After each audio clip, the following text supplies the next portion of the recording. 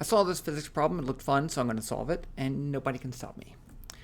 Okay, so the problem has two masses, A and B, and mass A is on this horizontal rod, mass B. I mean, I don't know if it's vertical, but they're perpendicular to each other, and it can just move up. So B can move up and down, and A can move this way, and they're connected by a rod of length L. And so the question is, what was the question?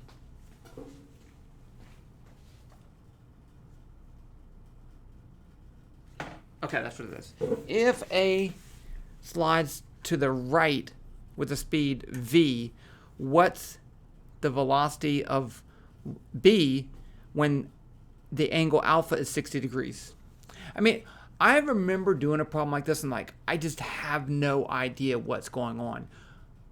But it's not so bad if you think of one thing. How do I find the velocity of B? If I say it has a position y, then I can say VB is dy dt. It's the derivative of y with respect to time. Well, that doesn't really help, right? Unless I can get the position of y in terms of other things as a function and actually take the derivative. So let's see if we can do that. So it doesn't matter what position I have these things in, I have a right triangle. So this is y, this is x, and that's L. And if that's a right triangle, no matter what these values are, then the following has to be true. X squared plus y squared equals L squared. That's Pythagorean theorem. So from this, I can solve for y. In fact, I'm just going to solve for y squared. I think I can just solve for y squared. Y squared is L squared minus x squared. Now I can take the derivative. Let's just take the derivative of both sides. And I think that's with respect to time. I think that'll be okay.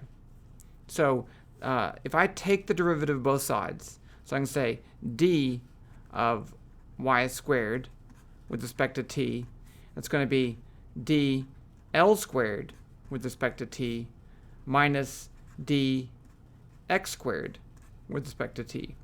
So can I take those derivatives? I think that I can. So the derivative of y squared is going to be equal to, I can use the chain rule. So I can take the derivative of this, it's going to be 2y, and then I have to take the derivative of y. So I'm going to get 2y times dy dt, I'll leave it like that,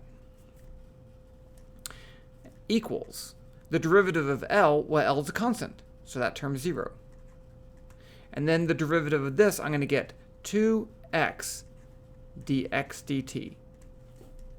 Okay, so now, I wonder if you should have done this with the angle alpha. I wonder if I did this wrong.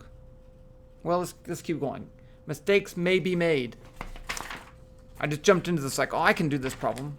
And maybe I can't, but I'm going to do it anyway. Okay, so now this dy dt is just the velocity of B.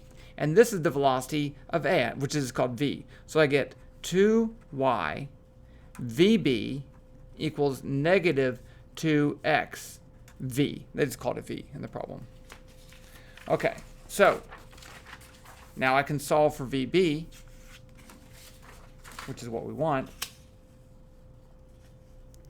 So I'm going to say VB equals negative 2x V over 2y. So that's going to be negative xv over y. And you'll notice it does have the right units. If that's in meters per second, I get meters divided by meters, I get meters per second. Also, if this has a positive velocity, if the velocity is moving, let me draw my little picture right here. If A is moving in the positive x direction, then B has to move in the negative x direction. Okay, so now I just need a relationship between x and y. Well, and alpha. So I can find this. So here's alpha, that's y, and that's x. So if I say the tangent of alpha is opposite over adjacent, so it's going to be y over x. So this means that VB is negative v over the tangent of alpha. Okay, so let's just go ahead and put in alpha is 60. I'm going to use my calculator, which I don't need to actually. So if I say the tangent of 60 Actually, it's going to be 1 over that. So let's say 1 divided by the tangent of 60 equals, and I get 0.5, so I get negative 0.577 v at that angle. There you go. That's the velocity when that's that angle. I mean, I think that some things you can check. What would happen to the velocity as a function? I think I'd like to plot that. I'm not going to right now. Plot the velocity of this as a function of that. You'll notice that it can't keep going forever. Once x equals L, then it's just going to stop. It can't go anywhere. You could oscillate this back and forth. That'd be kind of fun and see what kind of motion that looks like. But the problem was, what's the velocity at that point? And I found that, so I think I'm going to stop right there.